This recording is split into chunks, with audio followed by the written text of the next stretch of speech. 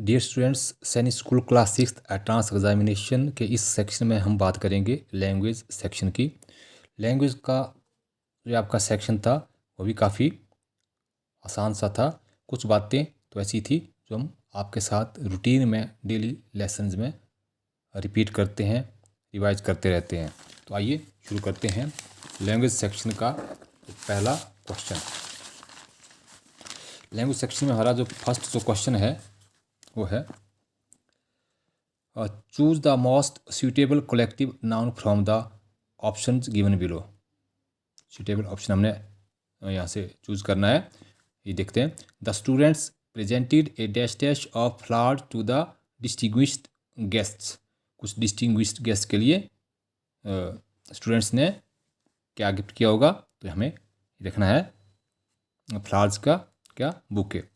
Bouquet आपका क्या है जी, ये साथ में ये कलेक्टिव नाउन भी है bouquet. Option number 3। Question number 2 की बात करें। Choose the correct option to complete the sentence. Sentence को पूरा करने के लिए हमें यहाँ ऑप्शन को चूज करना है। ये देखते हैं। I wish to know dash dash the dash dash is pleasant in Delhi और नॉट।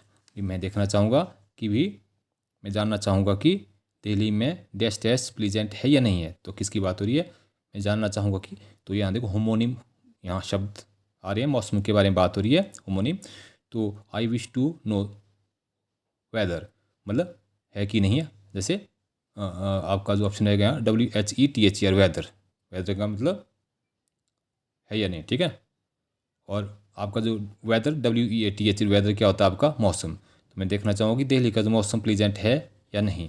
तो ऑप्शन आपकी जो रहने वाली है यहाँ से ऑप्शन नंबर 2 वेदर। ये वेदर वेदर, ठीक है, होमोनिम शब्द है, ठीक है। तो ये भी जनरली हम बात करते रहते हैं आपके साथ होमोनिम शब्दों की। क्वेश्चन नंबर 3 की बात करें। Change the gender of the underlined word. Underline word यहाँ फॉक्स है, फॉक्स का क्या हो जाएगा आपका विक्सन। विक्सन आपका सही हो जाएगा। तो फॉक्सीज इसका प्लूरल हो जाएगा। बाकी जहाँ तक कोल्ट की बात है, baby of horse, male baby of horse, और फिलिक है फीमेल बेबी ऑफ हॉर्स। और ये भी हम कई बार बात करते हैं। फोल अक्सर हम कहते हैं हॉर्स के बेबी को फोल कहते हैं, बट जो मेल फोल होता है आपका उसे कोल्ट कहते हैं, फीमेल को फिली कहते हैं, ठीक है। लेकिन ये फॉक्स का जो जेंडर चेंज करने की बात है विक्सन हो जाएगा। क्वेश्चन नंबर 4 की बात करें। Identify the part of speech of the underline word in the given sentence. My mother will come soon. तो सून अंडरलाइन इसके नीचे लगा है, तो ये किसको मॉडिफाई कर रहा है, तो कम को कर रहा है। कम क्या आपका वर्ब है, तो ये क्या हो जाएगा आपका फिर एडवर्ब। सुन जल्दी आने की बात हो रही है, आना आना आपका वर्ब है, सुन वर्ब है। वर्ब की खास बात बताने वाला शब्द को हम क्या कहते हैं, एडवर्ब कहते हैं, ठीक है। Question number 5। Fill in the blanks with plural form. Plural forms हमें इनको यहाँ भर के देना है कि क्या आएगा। फार्मूला, फार्मूले का मैं बता दूँ आपको। फार्मूले का कई बार क्या होता है, फार्मूलाज भी कह देते हैं और फार्मूले भी कह देते हैं। तो शीप तो हम भाई कई बार हम 3rd 4th 5th लगातार हम हर क्लास में आपको ये चीज़ें रिपीट करते हैं। शीप का कभी ये सिंगुलर में भी शीप, प्लूरल में भी शीप। तो अभी देखते हैं। देखो यहाँ फार्मूला जो ठीक हो सकता है, बट आगे शीप्स नहीं होगा, क्योंकि हमने आपको कई बार कहा है शीप का शीप ही रहेगा। तो आगे ऑप्शन नंबर 2 में फार्मूले भी ठीक है, आगे शीप भी ठीक है। तो यही आपका ऑप्शन नंबर 2 आपका सही हो जाएगा, ठीक है, ऑप्शन नंबर 2। क्वेश्चन नंबर 6 की बात करते हैं। Find a word which is opposite of the given word. Heighten. Heighten का मतलब ऊपर की तरफ बात की बढ़ाने की है बात। तो मैक्सिमाइज का मतलब सेम बात हो रही है। वाइडन का मतलब चौड़ा करने की बात है, कुछ विस्तार की बात है। तो डिक्रीज रिड्यूस, हाँ, तो ये हो जाएगा। हाइटन का मतलब ऊपर की तरफ, रिड्यूस का मतलब नीचे की तरफ, तो नीचे की तरफ तो डिक्रीज हो जाएगा इसका अपोजिट हाइटन का, ठीक है। स्ट्रेंथन का मतलब तो होता है मजबूती देना, ठीक है। तो क्वेश्चन नंबर 7 की बात करें। Choose the word which is nearly the same meaning to the word given below. Same meaning बताना आपने। डिमाइज, तो डिमाइज का मतलब क्या होता है जी, मृत्यु, डेथ। तो आपका ऑप्शन नंबर 4 ये सही हो जाता है जी, ठीक है। इलनेस बीमारी की बात हो रही है, बर्थ का जन्म की, रीबर्थ फिर से जन्म की बात है, ठीक है। तो सेम मीनिंग डिमाइज का डेथ हो जाएगा। क्वेश्चन नंबर 8 की बात करें। Fill in the blank by choosing the correct option. Correct option भर के हमें ये ब्लैंक्स भरना है। कई बार हम देखो सिमिली, यहाँ देखो यहाँ डिग्री ऑफ कंपेरिजन की बात है। हर लेसन में, हर तीसरे लेसन में, दूसरे लेसन में हम बात करते रहते हैं आपके साथ डिग्रीज ऑफ कंपेरिजन की बात। देखते हैं यहाँ। There is not a student dash dash Mohit in our class. तो यहाँ मोहित का कंपैरिजन की बात है यहाँ, ना कि सुपर वैसी की बात है, कंपैरिजन की बात है। ठीक है, स्टूडेंट का मोहित के साथ कंपैरिजन है।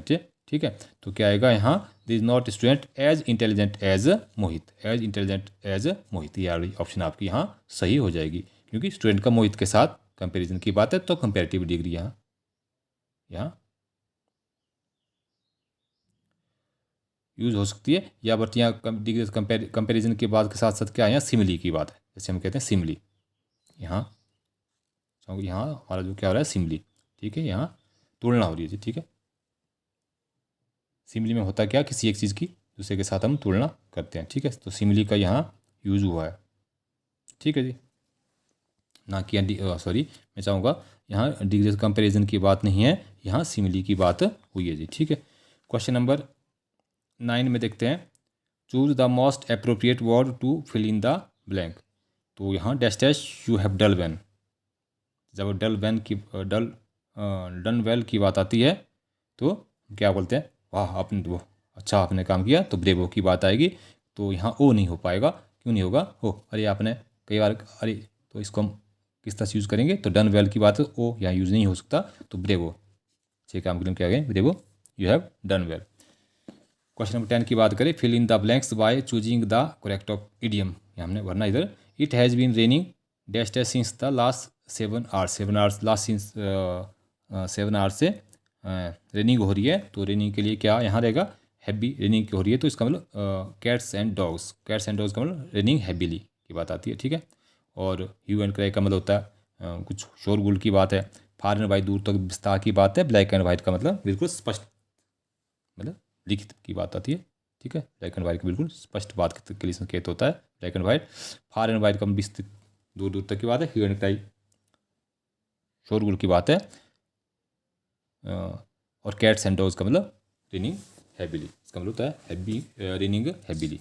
ठीक है, तो नेक्स्ट क्वेश्चन नंबर 11 की बात करते हैं, identify the form of the tense in the following sentence.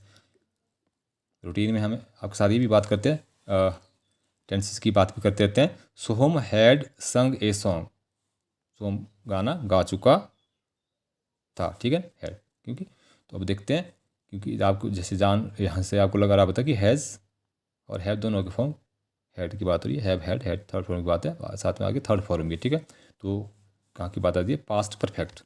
ठीक है, इसके बाद देखते हैं क्वेश्चन नंबर हम बात करें तो question number 12, identify the nouns used in the flowing sentence. इसमें नाउन को हमने छांटना है। Every person should perform his duty, तो देखो यहाँ से पर्सन कॉमन नाउन, इसके बाद आपका ड्यूटी, ड्यूटी आपका अब्स्ट्रैक्ट नाउन, तो दोनों ही आपके पर्सन और ड्यूटी ये नाउन है, पर्सन और ड्यूटी। ऑप्शन नंबर 4 आपका सही हो जाएगा। ठीक है, नेक्स्ट बात करते हैं, नेक्स्ट बात करें question number 13, fill in the blank by choosing the correct pronoun. Correct pronoun ये हमने करना है, this is the girl dash dash all admire, कि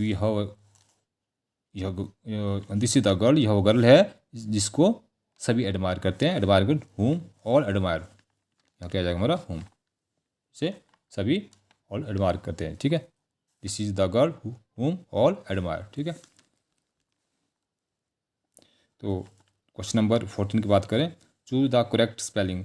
तो कई बार देखो स्पेलिंग हमने कई बार आपसे करी है कि यहाँ कन्फ्यूज हो जाते हैं, तो यहाँ देखो एस, ये देखो यहाँ इस बच्चे ने गड़बड़ कर दिया है, तो यहाँ SEPARATE, तो ठीक है, ऑप्शन नंबर 1 हमारा ये हमारा सही हो जाता है, SEPARATE। ठीक है, ऑप्शन नंबर 1 हमारा ये सही होता है। तो यहाँ देखो question 15, form A meaningful sentence using the jumbled expression. जो हमें दिए गए हैं कुछ जम्बल्ड एक्सप्रेशन, इन्हें हमें इकट्ठा करके एक सेंटेंस से बनाना है। तो क्या बन सकता है, एज वार्म एज सिमिली का यूज हुआ है, it is believed that 6 sweaters A pashmina shawl. ठीक है, हाँ EVS के आपके बुक में हमने ये पढ़ी है, लाइन भी बड़ी पढ़ी है EVS की आपकी 5th की किताब में, तो हम यूज़ करेंगे, it is believed that a pashmina shawl is as warm as 6 sweaters. तो कहाँ से रही बात, यहाँ से बी डी BDAC, तो ऑप्शन नंबर 3 आपका सही हो जाता है, BDAC। क्वेश्चन नंबर 16 की बात करें, क्वेश्चन नंबर 16 की बात करें तो choose the correct articles from the given option. Article भरने की बात है यहाँ। Rahul is dash dash intelligent, तो एन, जैसे आप जानते हैं कि वावल साउंड है यहाँ इंटेलिजेंट, तो एन हो जाएगा। राहुल एक intelligent son of dash dash poor farmer, तो एन यहाँ ए, तो ऑप्शन नंबर आपका ए हो जाएगा आपका 2 सही। Fill in the blank by choosing the most suitable words. Suitable word हमने चूज करना है यहाँ। Charu's handwriting is dash dash I am unable to read. भाई चारू की हैंडराइटिंग ऐसी है कि आगे बात हुई कि मैं इसको पढ़ने में अनेबल हूँ, तो इसका मतलब हैंडराइटिंग अच्छी नहीं है, अस्पष्ट है। तो अस्पष्ट के लिए आपका जो सेंटेंस रहेगा एम्बिगियस। एम्बिगियस का मतलब होता है अस्पष्ट, ठीक है।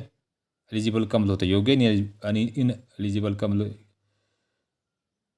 हो गया आपका जो योग्य हो जाता है। इमिग्रेंट का मतलब होता है अप्रवासी की बात हो जाती है, ठीक है। जैसे प्रवासी पक्षी आते हैं यहाँ से वहाँ, उनको माइग्रेंट, और इनका इमिग्रेंट बोलते हैं जो अप्रवासी, जो इधर तो प्रवास के लिए नहीं जाते हैं, ठीक है। तो एम्बिगियस का मतलब होता है अस्पष्ट, ठीक है, तभी उसको वो पढ़ नहीं पा रहा था। ऑप्शन नंबर 4 आपका सही हो जाएगा। तो question number 18, fill in the blank with the correct form of verb. Verb का हमने यूज़ करना है करेक्ट का। यहाँ while I dash dash a letter my teacher came, दोनों एक्टिविटी एक साथ हो रही है, तो while I was writing a letter my teacher came, तो ऑप्शन नंबर 1 आपका यहाँ सही हो जाएगा। While I was writing a letter my teacher came. Question number 19 की बात करें, choose the correct option to complete the sentence. Dash dash car is parked over dash dash. हाँ भाई, ऐसी तो कई बार यहाँ बच्चे बार बार हम भी कहते हैं जब आपकी क्लासेस में कि बड़े कन्फ्यूज हो जाते बच्चे। तो dash dash car is parked, तो देयर पार्क, THEIR, उनकी कार, THEIR, वहाँ THERE, ठीक है। तो THEIR उनकी कार, their car is parked over there THERE, तो THEIR ये उनकी कार, तो ये वाला ऑप्शन नंबर आपका 3 सही रहता है, और THERE वहाँ उनकी कार पार्क थी, ठीक है। और question number 20, fill in the blank with suitable question tag. तो ही वर्क्स इन स्कूल, तो डजंट ही, ये तो आपके इजी सा आपके लिए है, ठीक है। तो आगे बात करते हैं पैसेज के हिसाब से क्वेश्चन है, आपने अच्छे से क्वेश्चन पैसेज पढ़ा होगा। तो 21 की बात करें, how can you become popular, तो यहाँ कैसे बन पाएंगे इस पैसेज के हिसाब से, boy talking about listeners hobbies, ठीक है। जब दूसरों के बारे में बात करेंगे तो आप इस पैरे के हिसाब से क्या जी पॉपुलर होंगे। जैसे यहाँ कुछ दिया गया है, इधर से आके पैरे में बात करिए, but important thing is that you must talk about the other fellow's hobby rather than your own, therein lies the secret of your popularity. ये आपका ऑप्शन नंबर आपका ये 4 सही हो जाएगा। Find a word from para 1 which means with in reach. हमारी reach की बात आ रही है, तो इसमें एक्सेसिबल, ठीक है, पहुंच की बात है, ठीक है। विद इन रीच का हमारी जो पहुंच के बाद एक्सेसिबल होता है। तो टीचेबल जो पढ़ाने योग्य, चीफ का मतलब मुख्य होता है, फेलो का मतलब साथी आपको जानते हैं, ठीक है।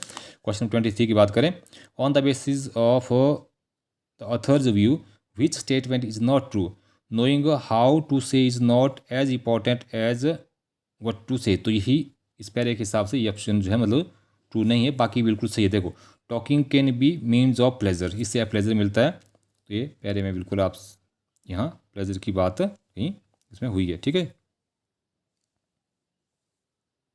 ठीक है। उस तरह से विथ टॉकिंग कॉस्ट नथिंग, इसकी बात भी हुई है यहाँ इस पैरे में, ठीक है। और doctors are willing to listen our ठीक, मिजरीज एंड सिकनेस, तो ये बात भी है, हमें तो नहीं जरूरत होती, बट डॉक्टर जैसे यहाँ इस पैरे में दिया गया, यहाँ सिकनेस और डॉथ बोल एवरीबॉडी, बट आगे only who willingly listen to such talk is the doctor, ठीक है। तो ये सारी बातें बिल्कुल सही हैं। ये जो बात ऑप्शन नंबर 1 की है ये ट्रू नहीं है इस पैरे के हिसाब से, जो, ठीक है। क्वेश्चन नंबर 24 की बात करें, fill in the blank by choosing the correct word. It is important for children to dash dash good manner, मतलब उनको कल्टिवेट करना, ठीक है, कल्टिवेट करना, ठीक है, बनाना उनको, तो कल्टिवेट ये वाला ऑप्शन आपका सही हो जाएगा, ठीक है।